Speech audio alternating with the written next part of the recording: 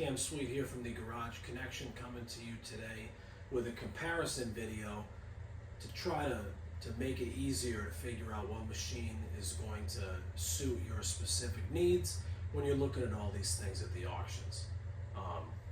After a while, it gets a little bit to be a hassle when you're seeing all the different names. You've got FF12, QH12, DK12, 13s, 15s, all these crazy numbers that they throw out, and you want to figure out what the hell should I bid on.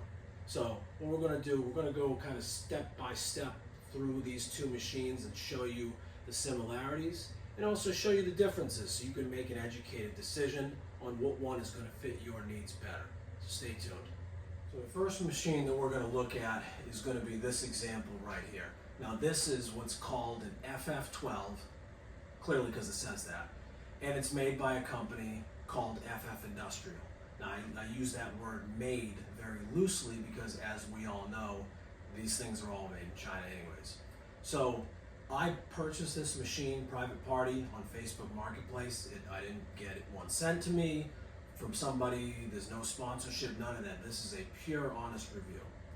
The other thing about this machine, it is viciously similar to a QH12, to a DK12 style machine. So everybody knows the QH12 because they're all over the auctions. So we're going to look at this machine and compare it to the H12 that I've been working on throughout the video series here. So you're going to have to excuse my rather poor camera work here. I am not a professional. So the initial walk around of this machine, the quality and the construction of it is on par with what we see coming out of the Agrotech units. Okay, we have a standard width bucket, and we do have a slightly different style thumb that is a little bit wider here. Okay, compare that to the Agrotech unit, which is considerably narrower. All right, now they're both held in place with this standard tie bar that you see on all these machines. But a big difference that I want to point out right away is that this machine has these captured pins, okay? So on the other side of the bucket, there is no nut holding the pin on. So you have to pull this bolt out, and then the pin will slide out. We come over to the Agrotech unit, and we can see that we have large nuts and bolts, not these captured pins. Weirdly, it does look like it is provisioned to accept the pins, but for some reason they chose not to go with it. Now beyond that, the bucket is of similar construction. We have the standard Chinese stamped teeth. All right, these ones happen to have just a little bit of a raised edge, but that's more of a manufacturing issue.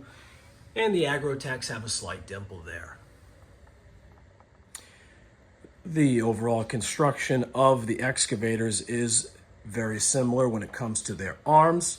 We see the same style of excavator arm here with our lift cylinder located underneath.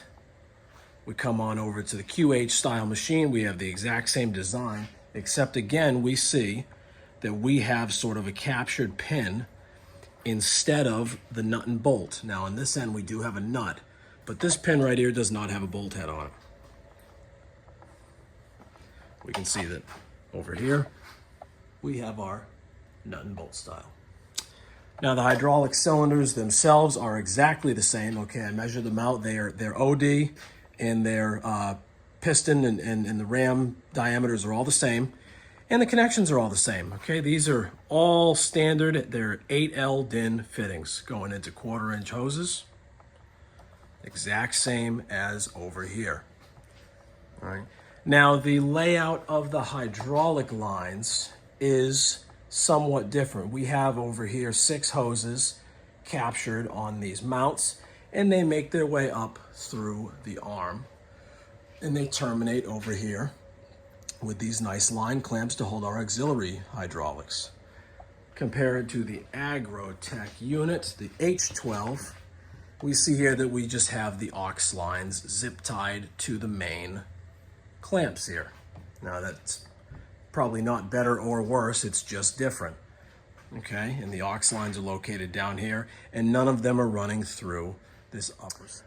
A difference that I stumbled across, and it's not readily apparent, but it is definitely noticeable if you start to look. The aux hydraulic lines on the FF12 are actually larger than the ones on the H12.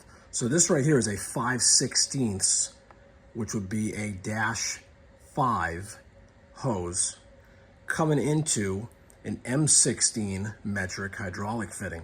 So this is a bigger fitting, and it's the same size on either side of this fitting. This is an example of what's called a 10L DIN fitting.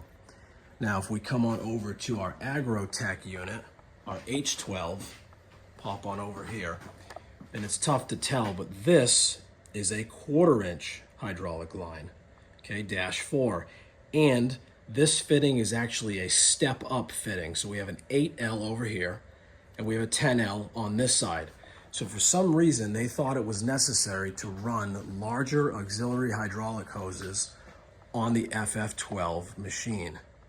As we come over to our valve body over here, we see that we have a very, very normal type and grade valve body for one of these Chinese mini excavators. Okay, we do have all of our fittings coming off just like on our H12 unit, and we have the exact same number of directional control valves. Okay, there is a slight difference where on this end, this is like a flat plate here, okay, and there's rods that actually go through and hold all these together. Now, if we come on over to the FF12, we see here that it is a slightly different style, okay? We have rods that go through, but there is a nut on this end as well as on the other end. And the relief valve is a slightly different design. Is it going to ever affect anything? Probably not, but I just want to make you aware of it.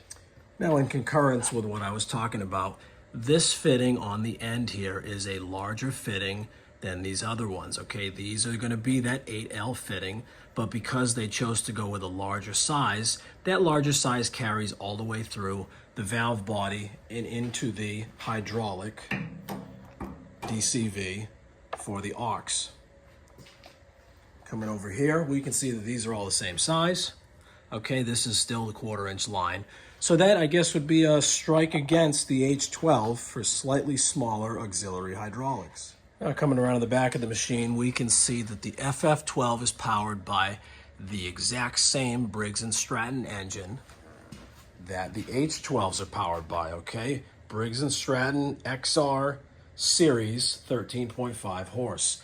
And it is spinning the exact same hydraulic pump. So we have a normal external gear pump here, and the fittings going in and out of the pumps are the exact same size.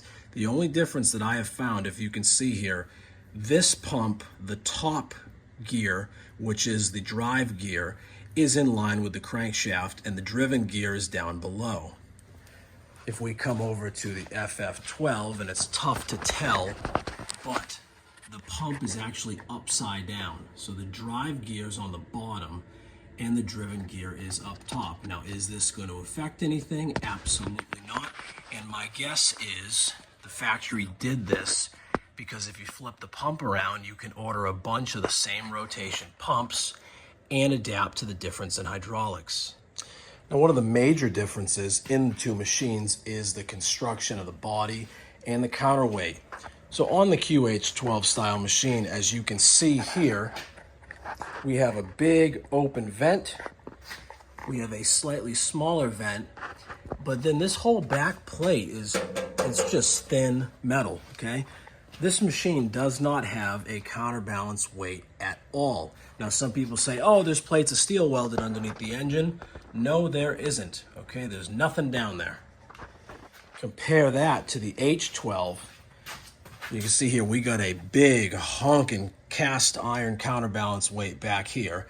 Now, unfortunately, what this does for us, though, is it brings the back of the machine approximately 4 more inches out than on the QH style machine. So if you've got very limited room to swing around, that's a point for the FF12.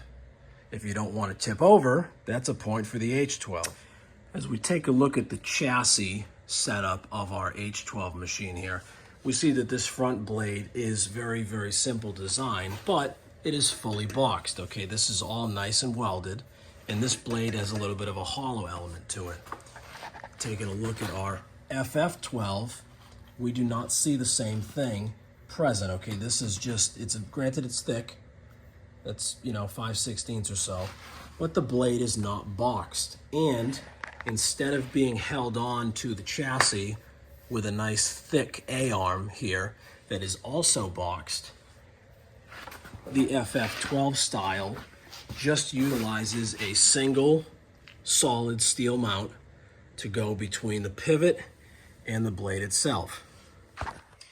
Overall design of the lower part of the mini excavators, you would think they're the same, and at face value they look to be the same. However, something was bugging me between the two of these things, and I couldn't quite figure out what the difference was. So I got out my tape measure here. Let's go ahead and grab that.